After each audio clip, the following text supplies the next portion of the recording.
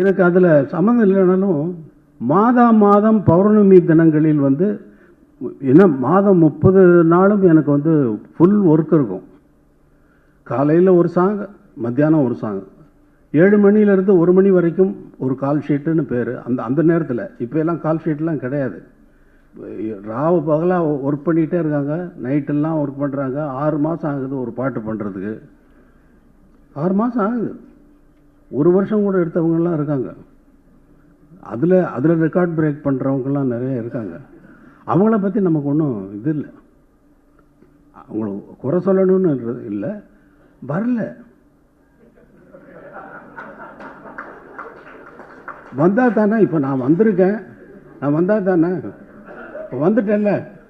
அது மாதிரி நான் வாசிக்கிறப்ப நான் இன்னும் ரொம்ப பெரிய கர்நாடக சங்கீதத்துலாம் கரை கண்டு வந்தவன் இல்லை. இசை ஞானிங்கிற பேருக்கு தகுதியானவனா அது கொஸ்டின் மார்க் தான். என்னை பொறுத்தளவில் கொஸ்டின் மார்க். ஆனால் மக்கள் இசை ஞானின்னு கூப்பிட்றாங்க. ஓகே, நமஸ்காரம். நான் என்ன வந்து அந்த மாதிரி நினைக்கல. அதனால் எனக்கு ஒரு கர்வமும் கிடையாது. அதெல்லாம் தூக்கி எரிஞ்சது சின்ன வயசுலேயே தூக்கி எரிஞ்சிட்டேன். ஏன்னா என்னோட கச்சேரி வாசிக்கின்ற நேரத்தில் நான் பாடல் வாசிப்பேன். சின்ன பையன் ஹார்மோனியம் வாசிக்கிறேன், ஜனங்கள் கைத்தட்டுறாங்க.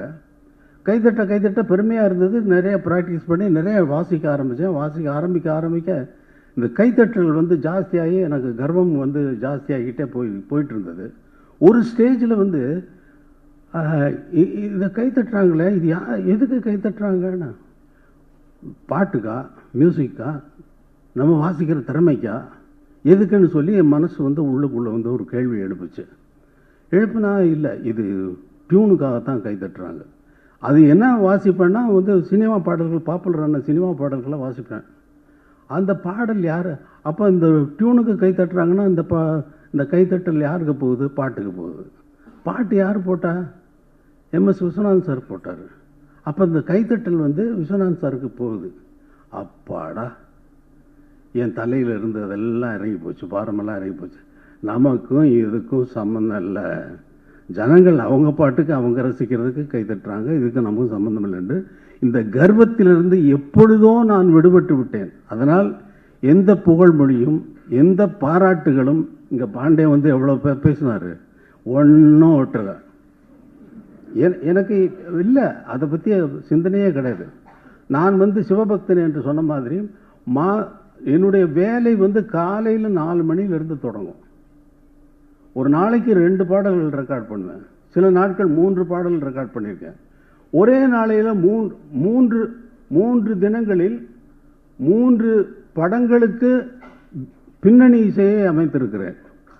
இது என்னுடைய திறமையை சொல்வதற்காக அல்ல. அவங்களுக்கு நெருக்கடி. தீபாவளியில் ஒரு 4 படம் ரிலீஸ் ஆகுதுன்னா 4 படமும் எங்களுக்கு பேக்ரவுண்ட் நீங்கள் சீக்கிரமாக முடிச்சு கொடுத்தா தான் நாங்கள் பிரிண்டில் எல்லாம் மிக்சிங் எல்லாம் முடித்து எல்லாம் ரிலீஸ் பண்ண முடியும். 3 ப்ரொடியூசர்ஸ் நிற்கிறாங்க, 5-6 பேர் நிற்பாங்க. ஆனால் 3 படங்களுக்கு கண்டிப்பாக பண்ணியே தீர வேண்டும் என்ற ஒரு கட்டாயம் ஏற்பட்ட நேரத்தில் 3 ரெக்கார்டிங் தியேட்டர்களில் புக் பண்ண, 3 ஆர்கெஸ்ட்ராவுகளுக்கு இன்ஃபார்ம் பண்ண, 3 கண்டக்டர். ஃபஸ்ட்டு தியேட்டரில் காலையில் 7 மணிக்கு போய்ட்டு ஒரு ரீலை பார்த்துட்டு மியூசிக் கம்போஸ் பண்ணி ஒரு 10 நிமிஷம் தான் கம்போஸ் பண்ணால், அடுத்த 10 நிமிஷத்தில் மியூசிக்கை எழுதிட்டு நானே வந்து மியூசிக்கை எப்படி வாசிக்கிறது அப்படிங்கிறதையும் அவங்களுக்கு ரிஹர்சல் பண்ணிவிட்டு இந்த மியூசிக்கை வந்து பிக்சரோட சிங்க் பண்ணி நான் கண்டக்டருக்கு வந்து காட்டுவேன். அது மியூசிக் எழுதுகிறப்ப வாசிக்கிறப்ப கரெக்டாக இருப்பாங்க, டைரக்டர்லாம் பக்கத்தில் இருப்பாங்க.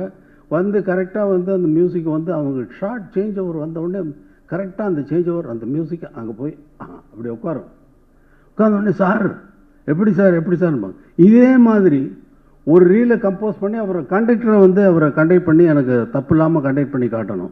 அவர் காட்டுனதுக்கு அப்புறமா நீங்கள் டேக் போங்க அப்படின்னு சொல்லிட்டு அடுத்த தியேட்டர். அதே மாதிரி அடுத்த தியேட்டர். ஒரு நாளைக்கு வந்து 12 ரீல் முடியும். ஒரு படத்துக்கு வந்து 14 ரீல் இருக்கும். இந்த 14 ரீலில் ஒரு நாளைக்கு 12 ரீல்னால் 3 படத்துக்கு முன்னாங்க 12. அந்த மாதிரி கணக்கில் 3 தினங்களில் 3 படங்களுக்கு பின்னணி இசை அமைத்தவர்கள் உலகிலேயே யாரும் கிடையாது, உலகத்திலேயே கிடையாது. 3 தீபாவளிக்கு 3 கணக்கு பண்ணிக்கோங்க. அது மாதிரி CD செய்திகளை உடனுக்குடன் தெரிந்து கொள்ள உடனே சப்ஸ்கிரைப் பண்ணுங்க.